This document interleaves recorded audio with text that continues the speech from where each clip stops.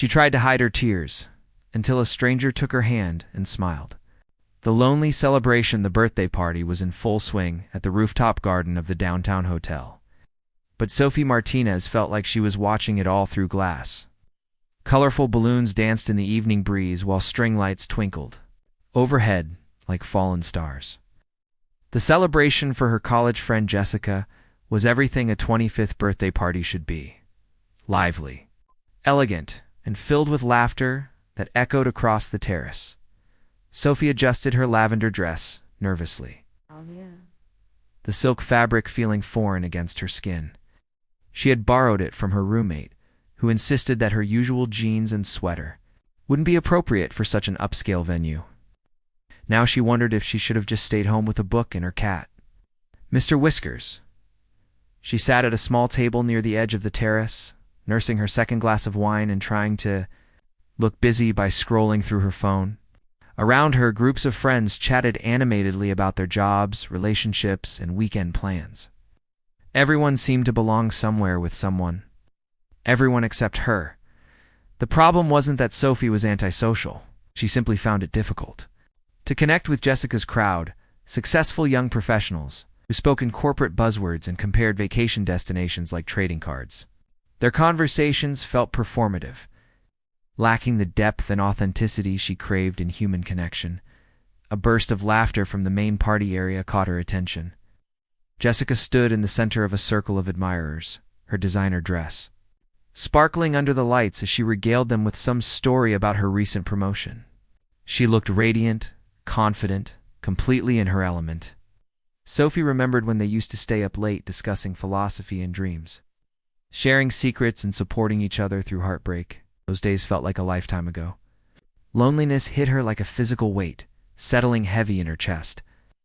Sophie blinked rapidly, fighting back the tears that threatened to spill over. She had promised herself she would stay for at least 2 hours before making a polite exit. But the evening stretched before her like an endurance test. A couple at the neighboring table was deep in intimate conversation, foreheads almost touching as they whispered and giggled. The man reached over to brush a strand of hair from the woman's face, and she leaned into his touch with obvious adoration. The simple gesture of love and connection made Sophie's heart ache with longing. She pulled out her compact mirror and pretended to check her lipstick while discreetly wiping away a tear that had escaped despite her efforts. In the small mirror, she caught sight of her reflection, brown eyes bright with unshed tears, cheeks flushed with embarrassment and wine. She looked exactly like what she was, a woman trying desperately not to cry at a party where she didn't belong. The sound of approaching footsteps made her snap the compact shut and paste on what she hoped was a convincing smile. She expected to see a server offering more drinks, or perhaps Jessica finally remembering to check on her forgotten friend. Instead, she found herself looking up into the most compassionate pair of green eyes she had ever seen. The man standing beside her table was tall and lean, with dark brown hair that looked like he had run his fingers through it, and a face that was handsome in an understated, intellectual way. He wore a navy blue blazer over dark jeans, striking the perfect balance between casual and dressed up. But it was his expression that took her breath away, gentle concern mixed with genuine warmth. "I'm sorry to intrude," he said softly, his voice carrying just enough volume for her to hear over the party noise. "I couldn't help but notice you look like you might need some company. I'm Ethan." Sophie stared at him, momentarily speechless. In her experience, attractive men at parties generally gravitated toward the center of attention, toward the quiet woman sitting alone at the edge of things. She glanced around, wondering if this was some kind of mistake, or perhaps a dare. She started, then stopped, unsure how to respond without seeming desperate or pathetic. Ethan seemed to sense her hesitation. "Would it be okay if I sat down? I promise I'm not trying to intrude on your solitude if that's what you prefer. I just thought you might like someone to talk to." There was something in his tone, respectful, patient, genuinely kind, that made Sophie nod before her overthinking mind could interfere. "That would be nice, actually. I'm Sophie." He pulled out the empty chair across from her and settled into it. With an easy grace that suggested he was comfortable in his own skin, Up close, she could see the small details that made him even more attractive, the way his eyes crinkled slightly at the corners when he smiled. The faint scar through his left eyebrow that suggested an interesting story, the way his fingers moved expressively when he talked. "So, Sophie," Ethan said, leaning forward slightly to create a sense of intimacy despite the party chaos around them. "Friend of the birthday girl?" "College roommate," Sophie replied, relaxing slightly as she fell into the familiar rhythm of party small talk. "We lived together for 3 years. What about you?" "I work with Jessica's boyfriend, David. He invited a few people from the office." Ethan paused, studying her face with those perceptive green eyes. "Can I ask you something? Please feel free to tell me it's none of my business." Sophie tensed slightly, bracing herself for an uncomfortable question about why she was sitting alone, or why she looked so sad. "What is it? Are you having a terrible time at this party, or is it just me?" The unexpected question caught her completely off guard. Sophie blinked, then felt a genuine smile tug at her lips for the first time. "All evening? Is it that obvious?" "Well, I've been here for about an hour. I've had 17 conversations about quarterly reports, listened to 3 people humble brag about their expensive hobbies, and been cornered by someone who wanted to explain cryptocurrency for 20 minutes. Ethan's expression was so deadpan that Sophie couldn't help but laugh. "I was starting to think I was the only person here who found it all a bit exhausting." "Oh my God, yes," Sophie said, feeling a rush of relief at finding someone who understood. "I was just thinking about how different this is from the Jessica I remember. We used to talk about books and philosophy and what we wanted to change about the world. Every conversation feels like a networking event. People change," Ethan said gently. "Sometimes they grow in directions we don't expect. Doesn't mean the friendship wasn't real or important," something in his tone suggested. He spoke from experience. Sophie found herself studying his face, noting the slight melancholy that flickered across his features before he smiled again. "You're very wise for someone I just met," she said. "Are you always this insightful, or do parties bring out your philosopher side?" "Actually, I think parties bring out everyone's true nature. Some people become performers, some become observers, and some," he looked directly into her eyes, "some become more beautiful when they think no one is watching." Sophie felt heat rise in her cheeks at the compliment. She wasn't used to being called beautiful, especially not by handsome strangers at parties. "That's quite a line, Ethan." "It's not a line," he said seriously. "I saw you earlier when you were looking out at the city skyline. You had this expression of such genuine wonder and contentment. It was lovely." The sincerity in his voice made Sophie's heart flutter in a way she hadn't experienced in a long time. She looked down at her hands, suddenly shy under his attention. "I love city views at night," she admitted. "All those lights representing lives and stories and dreams. It makes me feel connected to something bigger than myself." "What do you do, Sophie?" "Let me guess. You're a writer." Looked up surprised. "How did you know the way you describe things? The way you notice details that other people miss? And there's ink on your fingers." Sophie glanced down and laughed, seeing the telltale blue stains on her right hand. "Occupational hazard. I'm a freelance journalist, though I'm working on a novel in my spare time." "What kind of novel?" "Literary fiction. It's about a woman who inherits her grandmother's bookstore and discovers a collection of love letters that reveal family secrets." Sophie felt herself relaxing as she talked about her passion project. "I know it sounds cliché, but there's something magical about bookstores and the stories they hold." "It doesn't sound cliché at all. It sounds like the kind of book I'd want to read." Ethan leaned back in his chair, his attention completely focused on her. "What drew you to journalism? The desire to tell important stories? To shine light on things that matter but might otherwise go unnoticed?" Sophie surprised herself with how easily she opened up to this virtual stranger. "What about you? What do you do when you're not rescuing antisocial writers at parties?" "I'm an architect. I design libraries and community centers mostly. 8 buildings. Where people can gather and connect and learn." His eyes lit up as he spoke. "There's something powerful about creating spaces where human connection can flourish." "That's beautiful," Sophie said, meaning it. "Do you love what you do? Most days?" "Though I have to admit, the bureaucracy in politics can be frustrating. Sometimes I think about walking away and building tree houses for a living." They talked for another hour, their conversation flowing with the easy rhythm of old friends. Ethan told her about his travels through Europe, where he had studied architectural history and fallen in love with small Italian towns. Sophie shared stories from her reporting work, including a series she had written about urban farming that had won a local journalism award, as the party began to wind down around them. Sophie realized she had completely forgotten about her earlier loneliness. For the first time in months, she felt truly seen and understood by another person. "I should probably go congratulate Jessica before I leave," Sophie said reluctantly, not wanting the evening to end, of course. Ethan stood when she did, his manners old-fashioned in the most charming way. "Hey, Sophie, I know we just met, but I'd really like to see you again.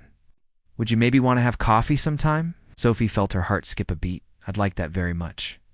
They exchanged phone numbers, and Ethan walked with her to find Jessica, who was surrounded by well-wishers and slightly tipsy from champagne. After the obligatory birthday wishes and goodbye hugs, Ethan offered to walk Sophie to her car. The elevator ride down to the parking garage was filled with comfortable silence, both of them processing the unexpected connection they had discovered.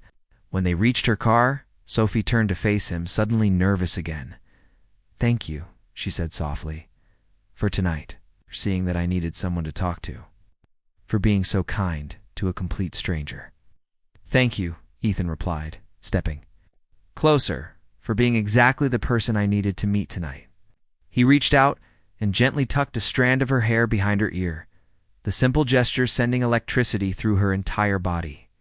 For a moment, Sophie thought he might kiss her, and she realized how much she wanted him to.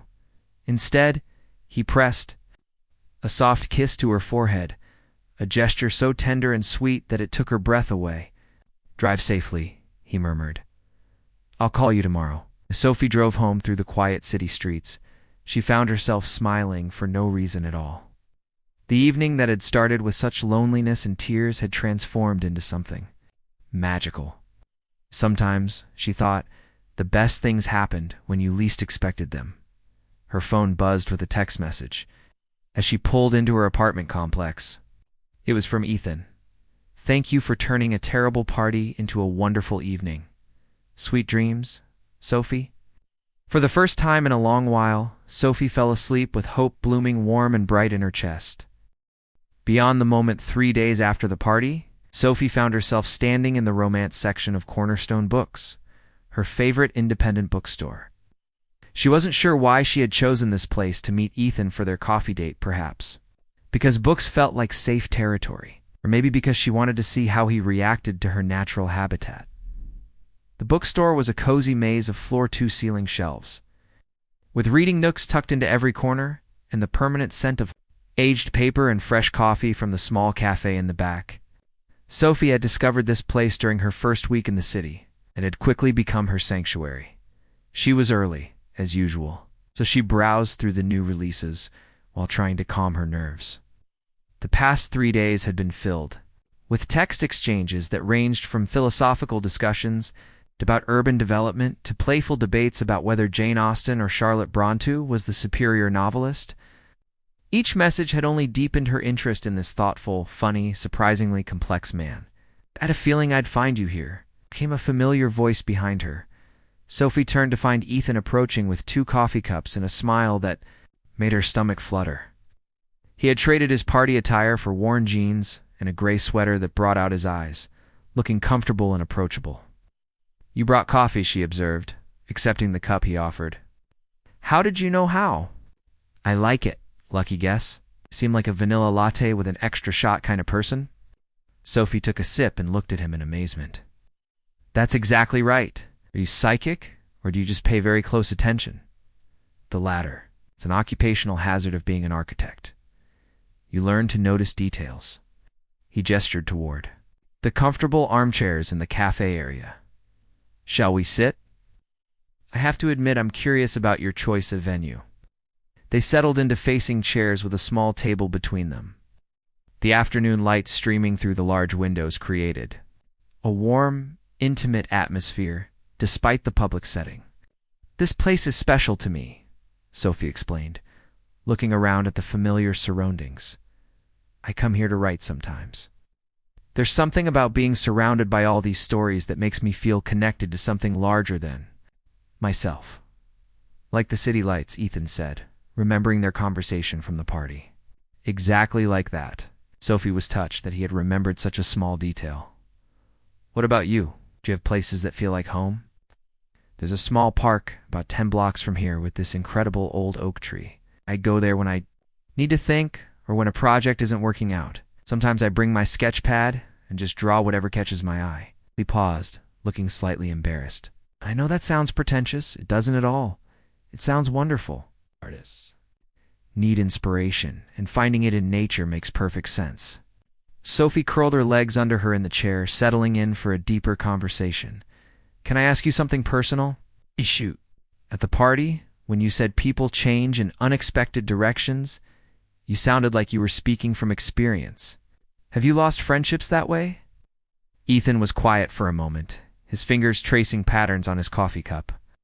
When he looked up, there was a vulnerability in his expression that made Sophie's chest tighten. I was engaged a couple of years ago, he said quietly, to someone I thought I knew completely. We had been together since college, and I was so sure we wanted the same things from life. But after we got engaged, she started changing, or maybe she just stopped pretending to be someone she wasn't. She wanted a different kind of life than what we had talked about. More conventional, more safe. What happened? She ended things about 6 months before the wedding. Said she realized she didn't want to be married to someone who would rather build community centers than shopping malls. That I was too idealistic, too focused on making a difference instead of making money. Ethan's voice was matter-of-fact. But Sophie could hear the old hurt underneath. It was devastating at the time, but I realize now that we would have made each other miserable. I'm sorry, Sophie said softly. It must have been incredibly painful. It was. But it also taught me something important about authenticity. About not compromising the fundamental parts of yourself for someone else's vision of who you should be. He looked directly at her. What about you? Any relationship casualties in your past? Sophie considered how much to share. There was something about Ethan that made her want to be completely honest, even about the painful parts. Nothing as dramatic as a broken engagement, but yes. I dated someone for about a year who constantly criticized my career choices. He thought journalism was unstable and impractical, that I should go back to school for something more realistic, like marketing or business. She shook her head at the memory. He made me feel like my dreams were silly and naive. That's terrible. Your work is important, Sophie. The world needs people who tell difficult truths and shine light on injustice. The conviction in his voice made Sophie feel seen and valued in a way she hadn't experienced in a long time. Thank you for saying that. Sometimes I wonder if he was right, if I'm just chasing an impossible dream. Never doubt the value of what you do, Ethan said firmly. I've read some of your articles online, the series about homelessness, the piece about the community garden program. Your writing doesn't just inform people. It moves them to care, to act. That's a rare gift. Sophie felt tears prick her eyes, but this time they were tears of gratitude rather than loneliness. You looked up my work? I wanted to understand what matters to you, and I have to say, I'm impressed. Your article about the elderly man who started the neighborhood literacy program actually inspired me to volunteer at the community center. I helped design. They talked for 2 more hours, their conversation ranging from childhood memories to future dreams, from favorite books to fears about the state of the world. Sophie found herself sharing things she rarely discussed with anyone. Her complicated relationship with her ambitious mother, her secret poetry writing, her dream of one day writing a novel that would help people feel less alone in the world. Ethan proved to be an engaged listener, asking thoughtful questions and sharing his own vulnerabilities in return. He told her about his struggle with perfectionism, his complicated feelings about his successful but distant father, his desire to design buildings that would outlast him and make the world a little more beautiful. As the afternoon wore on, the bookstore grew quieter around them. Other customers came and went, but Sophie barely noticed. She was completely absorbed in this fascinating, complex, surprisingly gentle man who seemed to understand her in ways that even close friends sometimes didn't. I have a confession, Ethan said as they prepared to leave. I've been wanting to do something since the moment I sat down. What's that? Instead of answering with words, He reached across the small table and took her hand in his. The contact was gentle but electric, sending warmth spreading up her arm and throughout her body. His thumb traced softly across her knuckles, and Sophie felt her breath catch. "I've been wanting to touch you somehow," he admitted quietly. "Just to make sure this is real, that I'm not imagining how incredible you are." Sophie looked down at their joined hands, marveling at how perfectly they seemed to fit together. "I'm real," she whispered. "This is real." When she looked up, Ethan's green eyes were intense with emotion. "Sophie, I know we've only known each other for a few days, but I need you to know something. Meeting you at that party, getting to spend this afternoon with you, it's changed something in me. I feel like I've been waiting my whole life for someone who understands the world the way you do." The words should have scared her. They were too much, too soon, too intense for a casual coffee date. But instead, Sophie felt a deep sense of rightness, as if everything in her life had been leading to this moment. This person, this perfect afternoon surrounded by books and possibility. "I feel it too," she admitted. "When you sat down with me at that party, it was like someone had finally turned on the lights in a room where I had been sitting in the dark." Ethan lifted their joined hands and pressed a soft kiss to her palm. The gesture so tender and intimate that Sophie felt tears spring to her eyes again. "Will you let me take you to dinner tonight?" he asked. "Somewhere quiet where we can talk more?" "Yes," Sophie said, without hesitation. "I'd love that." As they left the bookstore together, Sophie's hand still clasped in Ethan's. She felt like she was walking into a completely new chapter of her life. The loneliness that had weighed on her for so long had been replaced by excitement, hope, and the thrilling possibility that sometimes, when you least expect it, the universe sends you exactly the person you need. 3 months later, Sophie would look back on this afternoon as the moment she truly fell in love, not with the charming stranger who had rescued her at a party, but with the thoughtful, complex, deeply caring man who had chosen to see her, know her, and love her exactly as she was. But for now, she was content to walk through the city streets hand in hand with Ethan, marveling at how a moment of tears at a birthday party had led to this, the beginning of the greatest love story of her life.